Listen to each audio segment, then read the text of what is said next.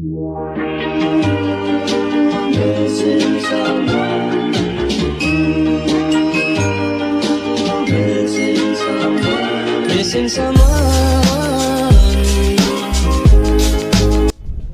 Everyone, welcome back to travel with saint TWH।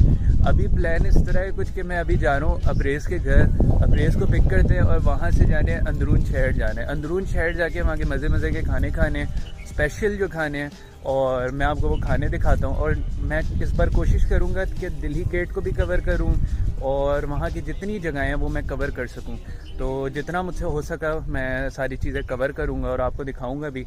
तो मेरे साथ रहेगा वीडियो के एंड तक। और बाकी मैंने देखा है कि 70% of you have not subscribed yet, तो make sure you go and subscribe, it would mean a lot to मी।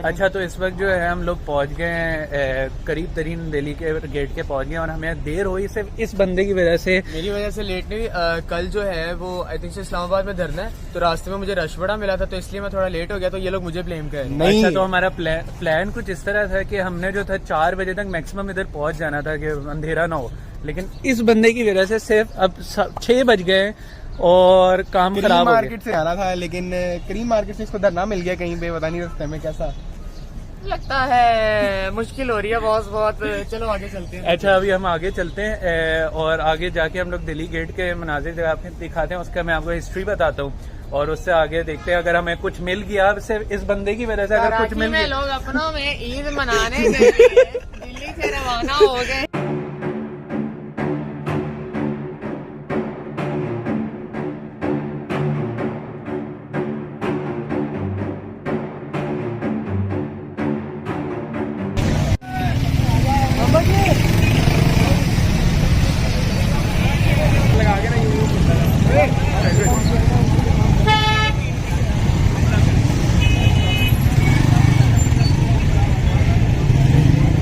जिस अभी मैं साइड पे मौजूद है, ये भी पूरी साइड में रिस्टोर की गई है और इस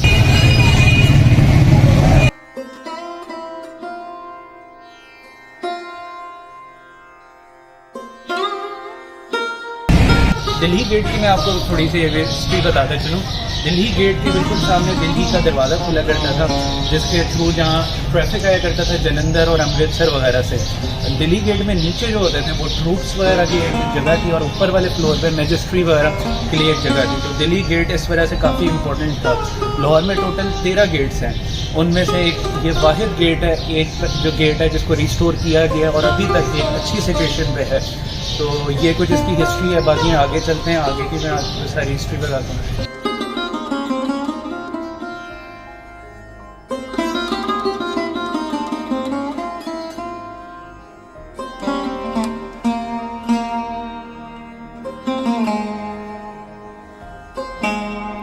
दिल्ली गेट से लेकर वज़ीर खान मॉस्क तक जो बीच में रास्ता आता है, जो कि आज के दौर में जिसमें बीच में बाज़ार है, उस वक्त के दौर में जब मुग़ल आज़म का दौर था, उस वक्त बादशाह जो हुआ करते थे वो दिल्ली गेट से लेकर वज़ीर खान मॉस्क तक इसी रास्ते से जाया करते थे, जिस रास्ते में आज के दौर में बाज़ार है।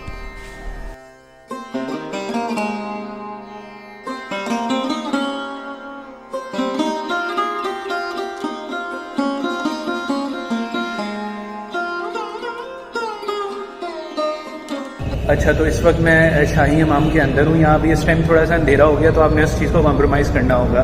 बाकी इसके अलावा मैं अभी बिल्कुल सामने खड़ा हूँ उस जगह पे कि यहाँ से जो जगह थी है, यहाँ उस टाइम शाही हमाम ये कहलाता है। और शाही दौर में ना यहाँ सारे एम्परर्स वगैरह वो यहाँ आके नहाया करते थे और उनके गेस्ट वगैरह यहाँ आके उनकी एक पार्टी होती थी। तो जिस पॉइंट पे मैं खड़ा हूँ यहाँ से वो सीधा जाके यूँ छलांग मारते थे और वो नहाया करते थे। तो इसके अलावा वाले से ये भी बता देते हैं क्या आपके। खैर वो छलांगे तो नहीं लगाते होते थे इतने, तो नहीं है अच्छी करते होते थे। मतलब उनके जो बादशाह होते थे वो प्रॉपर स्विमर होते थे। यहाँ का आर्किटेक्चर इस तरह से डिज़ाइन किया गया कि अंदर बड़ी ठंडक है, हालांकि बाहर काफ़ी गर्म टेम्परेचर हो रहा है, बट अंदर एक बहुत ही कमाल का जो है एनवायरनमेंट बना हुआ है। और आप टाइल्स वगैरह भी देख सकते हैं। आर्ट की एक बहुत ही खूबसूरत फॉर्म में जो है इसको डिज़ाइन किया गया है। एक एक टाइल हाथों से बनाई गई है। और मैं अब्रेज एक चीज़ देखो इधर की, जो जिस बारीकी से काम हुआ हुआ है ये यार हुसैन, और ये कितने साल पहले जिस टाइम पे ये कोई मशीनरी होती नहीं थी। बिल्कुल भी नहीं, हर चीज़ हाथ से बनी हुई है। हर चीज़ जो है वो हाथ से बनी हुई है यहाँ पे। So very amazing. राजा महाराजा जैसे सारे ये बोने बोने जैसे, मतलब ये देख के सारा इतनी छोटी छोटी है। मेरा खुद सेट लग गया। वो देखो कैलकुलस की क्लास में लगी है वो यहाँ पे पूरा ये राजा महाराजा इधर बैठ के पूरा थिएटर सिनेमा बना हुआ है राजा महाराजा। मैं आपको इसकी हिस्ट्री ये बताता हूँ कि ये जो जगह जिस जगह पे मैं खड़ा हूँ, हाँ, ये पाकिस्तानी आ गया कहीं ना कहीं ये दिखा दिया उन्होंने।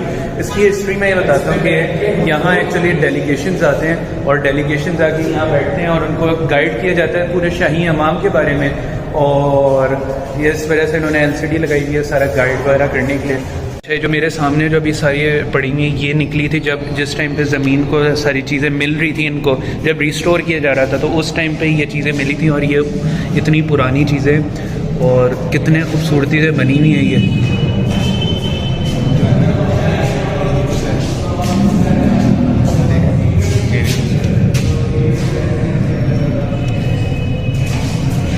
शाही हमाम में गेस्ट के लिए स्टीम बाथ के लिए बहुत जगहें थी, जिनमें से अब सिर्फ 2 जगहें बची हैं। और इस स्टीम बाथ की ख़ास बात ये थी कि इसमें से जो पानी हुआ करता था वो दीवार से आया करता था और बाथ में जाया करता था।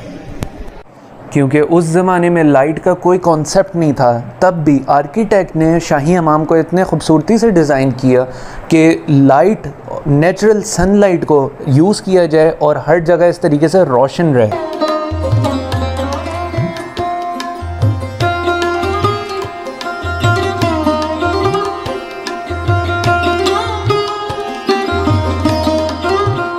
इस वक्त हम लोग मौजूद हैं गली सुरजन सिंह में मौजूद हैं और गली बहुत अच्छी तरीके से रिस्टोर की गई है और यहाँ बैठक वगैरह भी बनाई हुई है। और कमाल, मतलब कि यकीन नहीं होता कि अपने मुल्क के इन्होंने रिस्टोर किया हुआ है।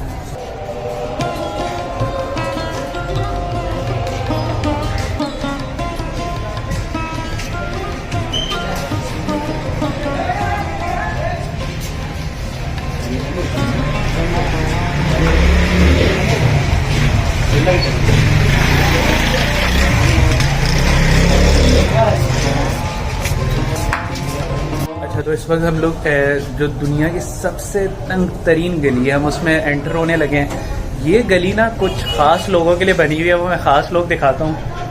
लेकिन मैं गुजर सकता हूँ इसमें से। ये देखें, ये लोग फंसेंगे, लेकिन मेरे जैसे लोग हो गए या फिर इस जैसे हमारे लिए बड़ा मुश्किल है। लेकिन इस जैसे लोग जो है ना, मैं तो इजीली यहाँ से गुजर जाऊँ। तो मैं अब आपको सीन्स दिखाता हूँ। मैं तो चौड़ा होकर निकलूंगा।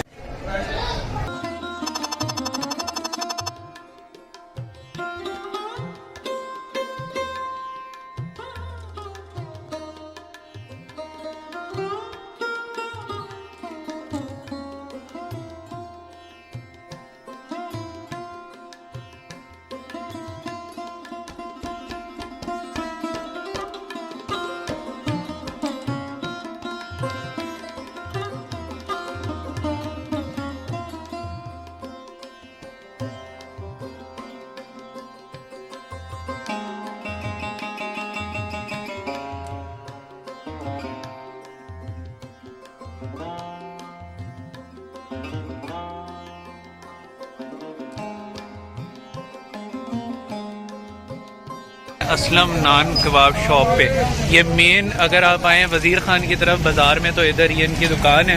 तकरीबन हमारी 80 साल पुरानी दुकान है जी, हमारे दादा के टाइम की माशाल्लाह। और बस अल्लाह के करम से उनकी दुआओं से चल रही है। वैसे जो मटेरियल वो डालते थे उसी मटेरियल पर हम चल रहे हैं और अल्लाह पाक अभी तक चला रहा है।